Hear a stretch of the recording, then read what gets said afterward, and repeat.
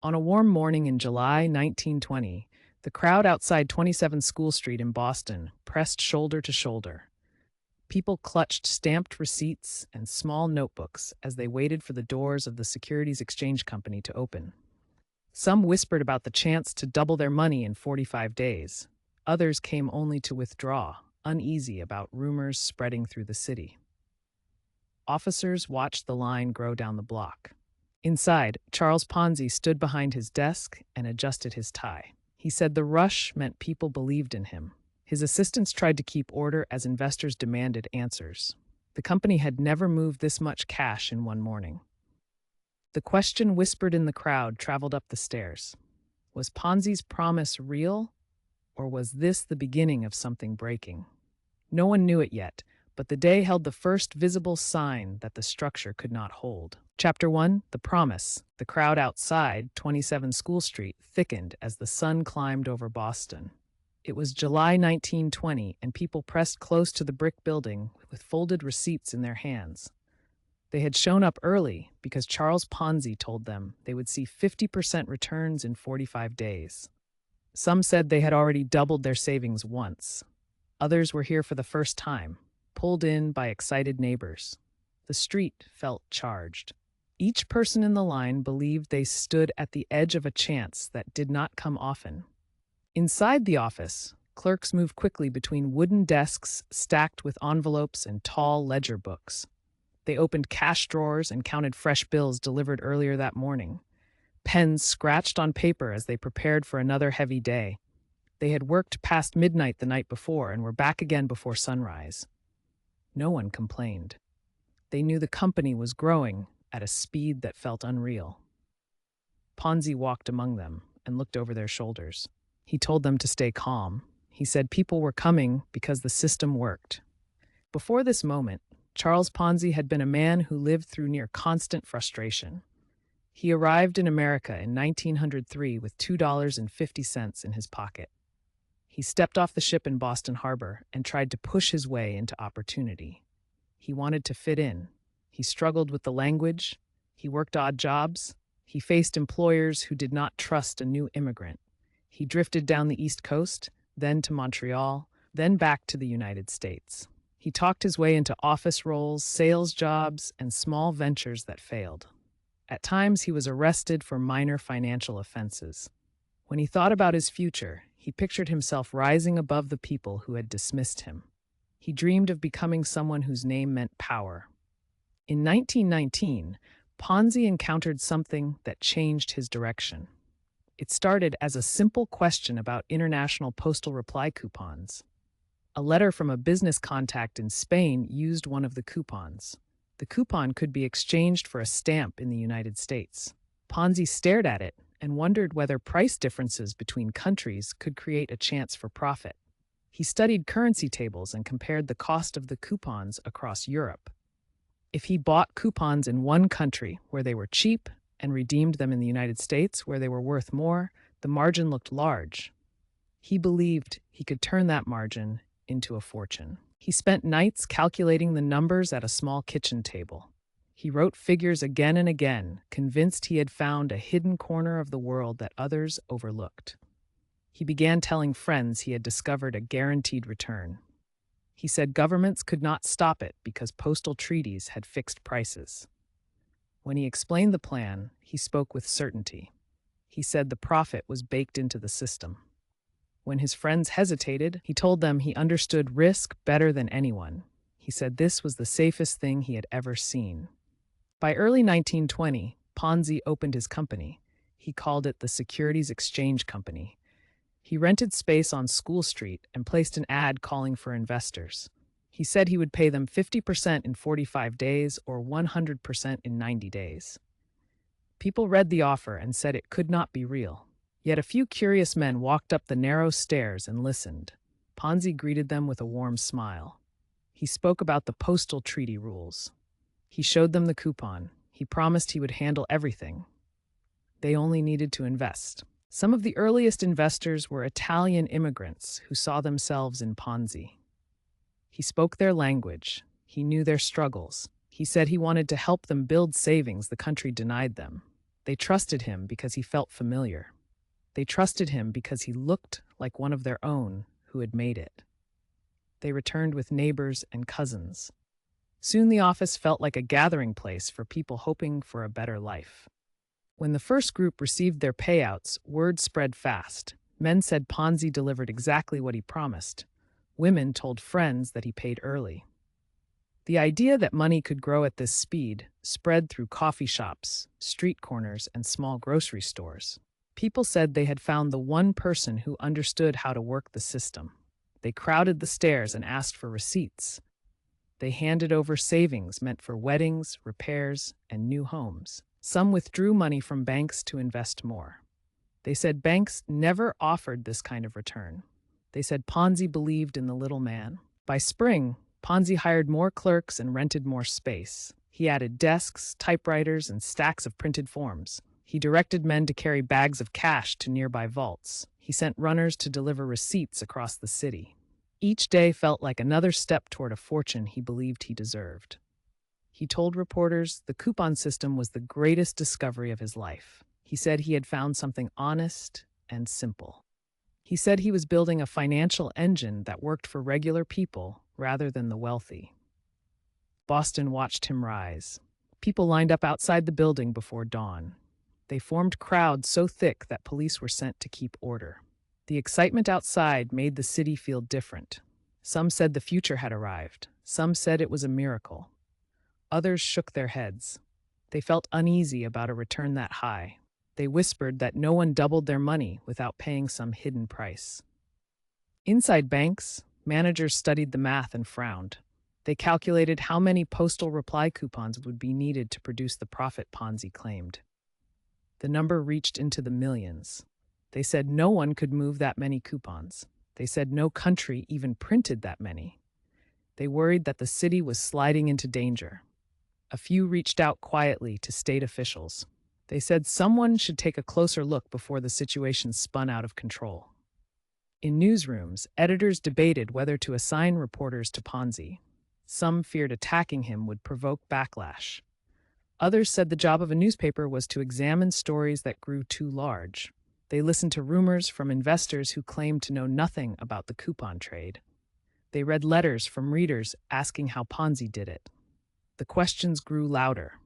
The editors said they needed facts before they published anything. Ponzi continued to push ahead. He bought a larger home in Lexington. He drove new cars. He walked through his office with confidence. Clerks watched him move around the desks like a man who understood every detail of the system. He reminded them that they were helping people escape poverty. He said success required belief. When he saw fear in their faces, he told them to trust him. He said he had everything under control. The summer heat rose over Boston. More people crowded School Street each week. They held receipts in damp hands. Some wanted to invest. Some wanted to withdraw. Some wanted answers. Rumors swirled that officials were looking into the numbers. Investors wondered if they should pull their money now or wait for another payout. Parents brought their adult children to show them the opportunity. Elderly men arrived with life savings folded inside envelopes. Each day the line stretched farther. Inside the office, clerks struggled to keep pace with the new wave of activity. They counted cash, stamped receipts, and answered questions with rehearsed lines. Ponzi moved among them, smiling at investors and reassuring them. He said the company was stronger than ever. He said they would see the future unfolding with their own eyes. He stepped behind his desk and signed withdrawal slips as quickly as he signed investment forms. For Ponzi, the moment felt triumphant. He believed he had found a way to finally rise above the failures of his past. He thought he had outsmarted the world that once turned him away. He did not show the strain of the growing crowds. He told himself the system still worked. He told himself the pressure outside only proved people trusted him. But a question pressed through the noise. Could Ponzi truly meet the returns he promised when so many people were now depending on him? Investors who studied the numbers wondered if the expansion was sustainable. Clerks whispered late at night that the withdrawals were coming too fast. Bankers met privately and asked how long the company could operate at this speed. Editors told reporters to gather everything they could find. The tension outside carried through the windows and into the office. Each footstep on the stairs grew heavier. Each voice carried more urgency. By mid-July, the line extended around the corner. People waited for hours. They talked about rumors of fire inspectors, auditors, and bankers. The pressure mounted with every new face. Ponzi looked out at the street from his window and saw the signs. The city's excitement was shifting. Trust was reshaping itself into something sharper. He still believed he could push forward. He still believed his vision would carry him through. But a new question began to rise behind every whisper in the crowd. Was the promise real, or was the structure already starting to strain? The question waited at the center of the growing line. It pushed up the stairs and pressed against the office door. It was the question that would decide everything about what came next. Chapter 2: Cracks in the Structure. The summer heat settled thick over Boston as the crowds around 27 School Street grew by the day. People lined the sidewalk before sunrise with receipts tucked in their pockets. They said Charles Ponzi had changed their lives. Some said they were planning to invest again because the returns came exactly when he promised. Others returned because they wanted to pull out while the rumors still felt uncertain. The air outside the office carried a mix of excitement and worry. The tension in the line shifted from day to day. Inside the building, the pace drove the clerks to the edge. They arrived early each morning and stacked envelopes across their desks. They checked ledgers, counted cash, and waited for Ponzi to arrive. Some of them watched the line forming outside and exchanged nervous glances. They knew the withdrawals were rising. They also knew the company was still paying out. They repeated Ponzi's promise to themselves. They said the system worked because it had always worked. As money continued to flood in, Ponzi moved through the office with confidence. He told his staff they were making history. He said the opportunity he discovered was only getting stronger. He spent more time meeting investors and posing for photographs. His suits grew sharper. His watch glimmered as he lifted his hand to shake another investor's grip. He believed the world had finally recognized his brilliance.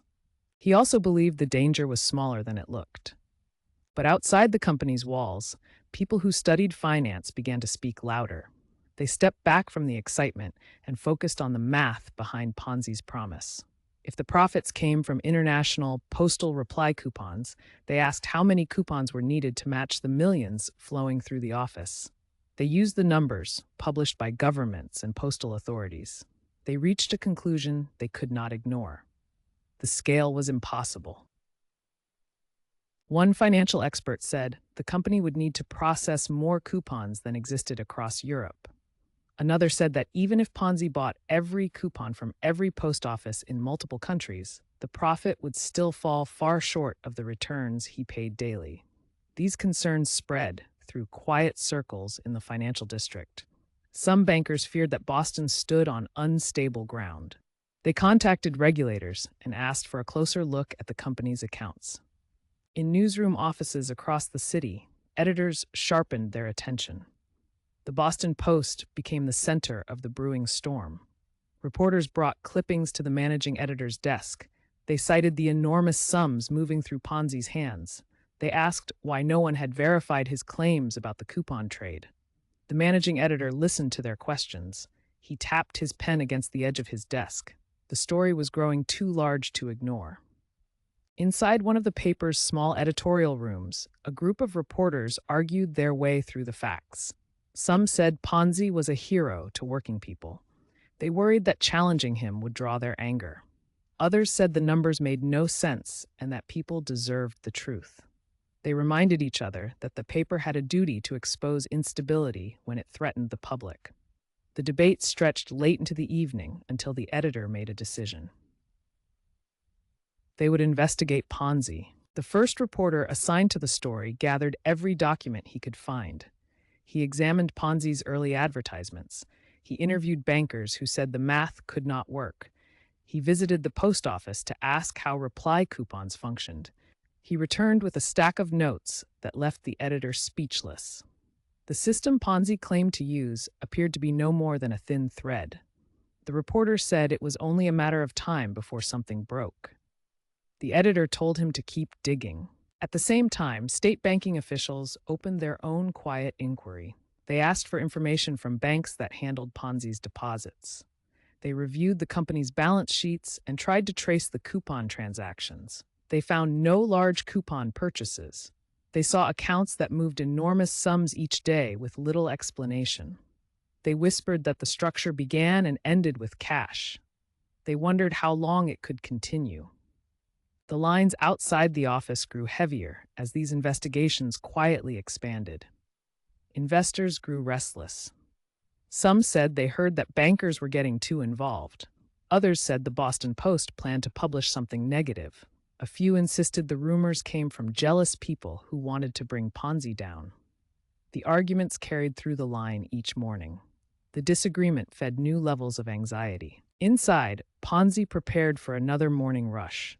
He adjusted his tie and smoothed the front of his jacket. He stepped behind his desk with the same confidence he had shown for months. When investors questioned him about the rumors, he waved them off. He said people attacked success when they could not understand it. He told them he had faced struggle all his life and would not let this distract him. They believed him because he spoke with calm certainty. But something around the edges began to shift. The Boston Post was now moving faster. Reporters approached Ponzi and asked for clarification on the coupon scheme. He dismissed their questions and accused them of stirring trouble. When the paper finally published its first article questioning the operation, the city paused. The headline cast doubt on the company's ability to deliver what it promised. People read the article in barbershops, cafes, and streetcars. Investors came to the office the next morning with fresh worry in their eyes. The crowd pushed against the doors more aggressively than before. Some demanded returns, some demanded explanations. Police watched the tension rise. Clerks struggled to calm the room. The withdrawals that day hit a level they had never seen. Ponzi answered questions with a steady voice. He said the paper was wrong. He said the investigation would clear him. He offered coffee to calm anxious investors. His charm seemed to soothe some, but not all. Behind the scenes, officials continued pressing for answers. They worked through bank statements and checked sources. They tracked the money flowing in and out of the company. They noticed patterns that deepened their concern. They did not see the coupon transactions that Ponzi claimed were the heart of the operation. They saw rapid deposits followed by rapid withdrawals. They saw millions moving with no clear economic activity behind it. Investors began returning at a higher rate. People whispered in the line that the Boston Post might publish more articles. They said authorities were looking into Ponzi's accounts. Some pulled out everything they had. Others reinvested, determined to hold on to the dream. Couples argued in hushed voices about whether to trust Ponzi or protect their savings.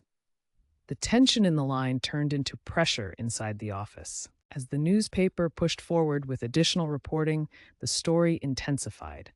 Reporters spoke with postal officials who said the coupon trade could not generate the profits Ponzi described.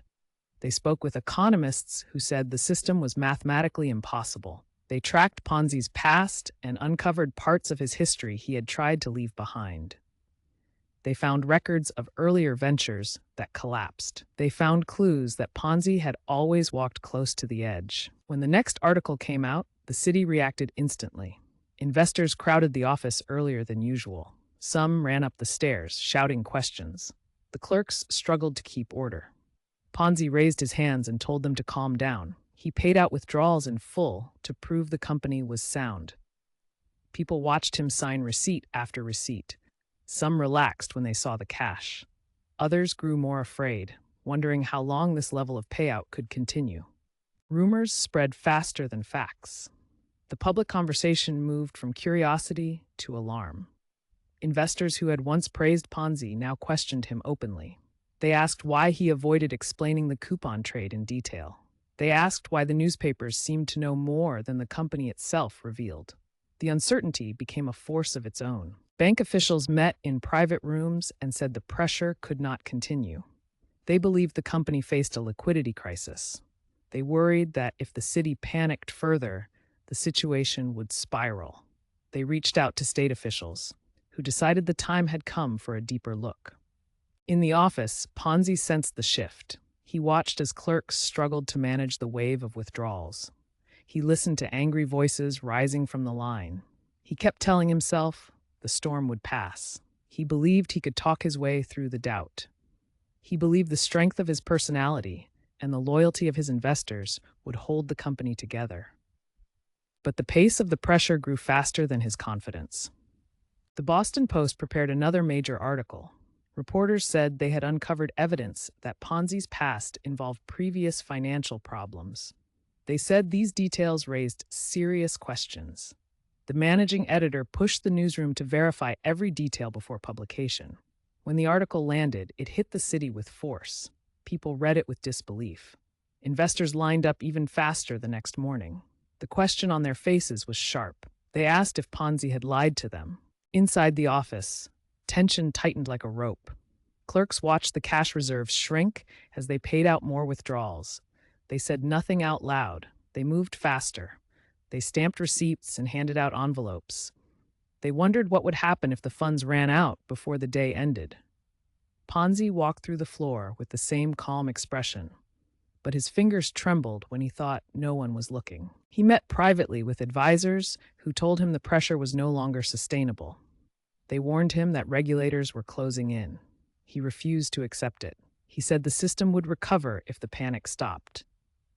He believed he could release a statement that would reassure the public. The advisors exchanged uneasy looks. They feared the turning point was already behind them.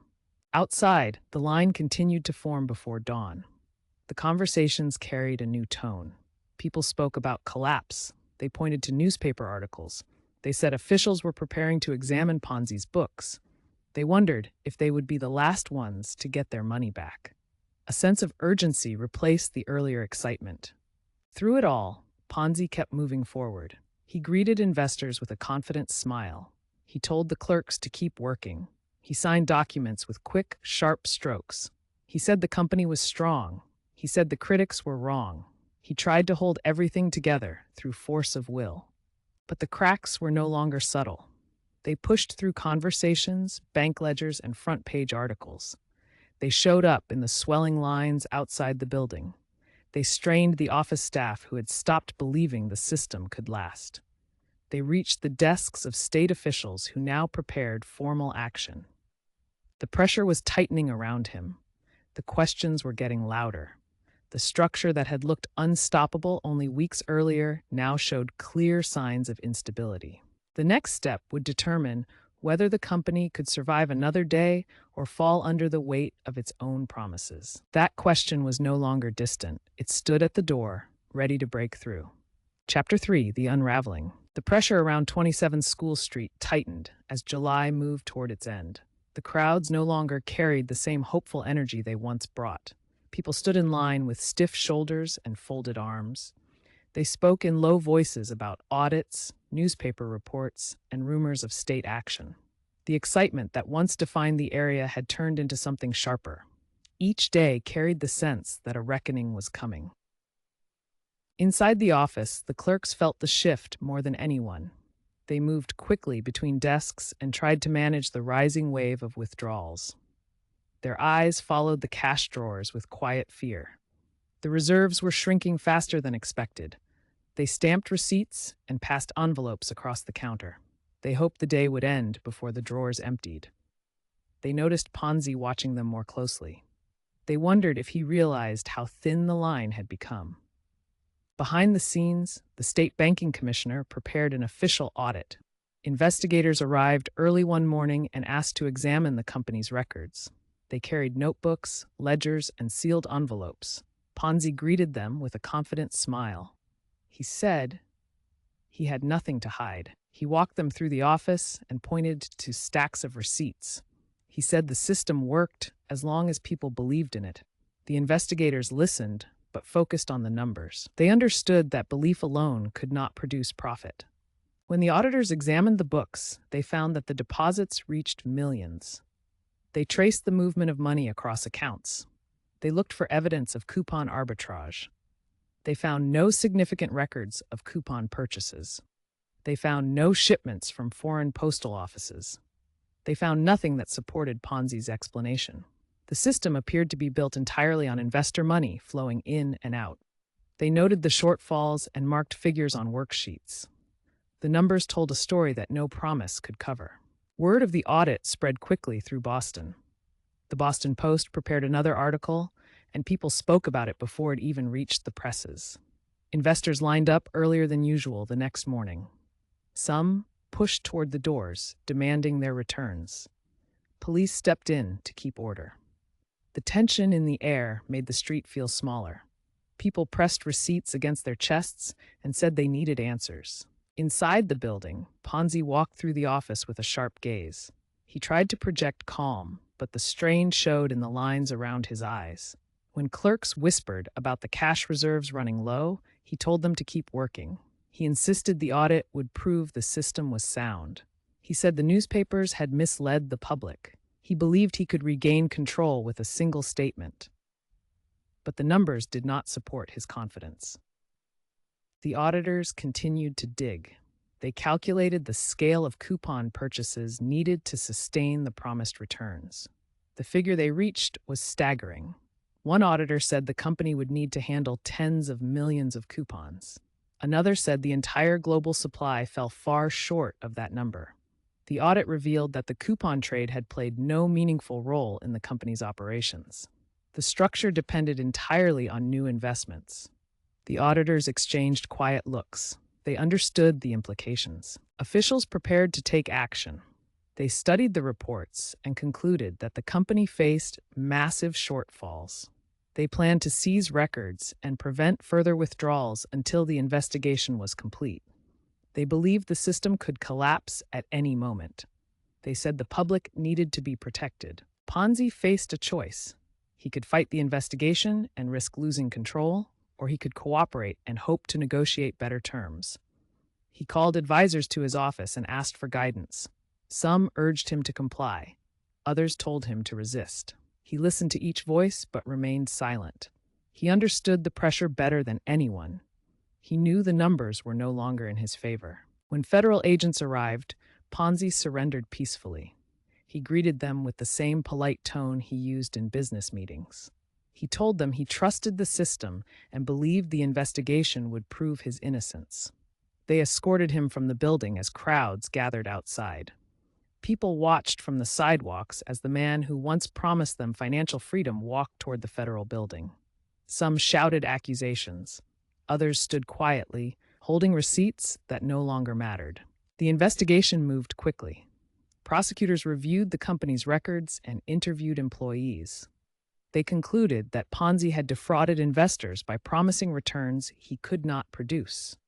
The coupon trade, which he had described as the heart of the system, had almost no presence in the company's actual operations.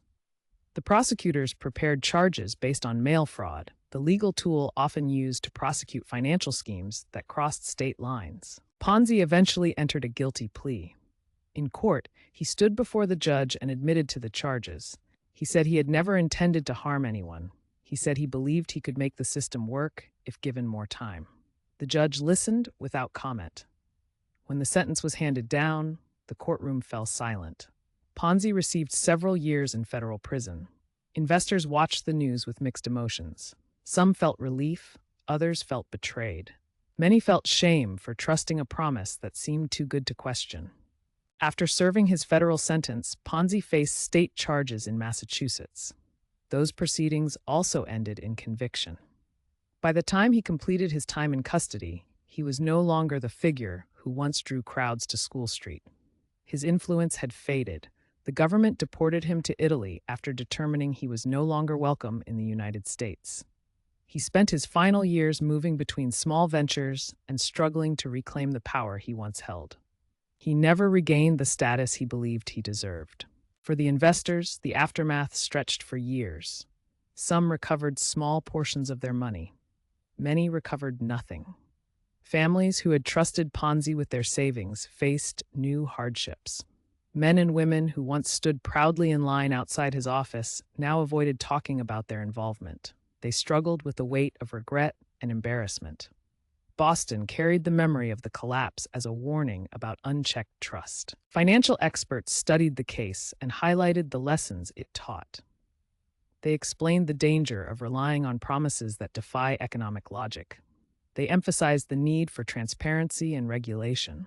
They said the collapse demonstrated how easily people could be drawn into a system fueled by hope rather than evidence. The term Ponzi scheme entered the vocabulary as a label for any financial structure that paid early investors with funds from newcomers instead of genuine profit.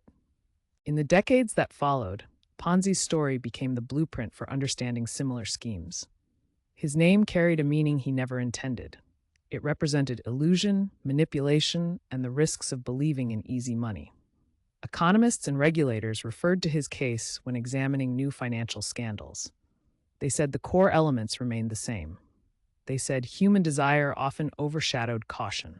Boston eventually moved forward, but the memory of the crowd outside 27 School Street lingered. People remembered the excitement, the hope, and the shock that followed. They remembered how a single promise could reshape a city's rhythm. They remembered how quickly that rhythm could collapse. In the end, the story of Charles Ponzi became more than a tale about a financial scheme. It became a lesson about trust, ambition, and the limits of persuasion. It became a reminder that systems built on belief rather than substance cannot survive long. It became a symbol of the cost of ignoring the numbers. What the case left behind shaped how future generations viewed financial opportunities. People learned to ask sharper questions. Regulators learned to examine operations more closely. The public learned that even the most confident promise could hide a fragile structure. The collapse answered the question that once pressed through the lines on School Street. It showed that the promise could not hold. It revealed the truth behind the carefully crafted image. And it left the world with a permanent warning carried in a single name: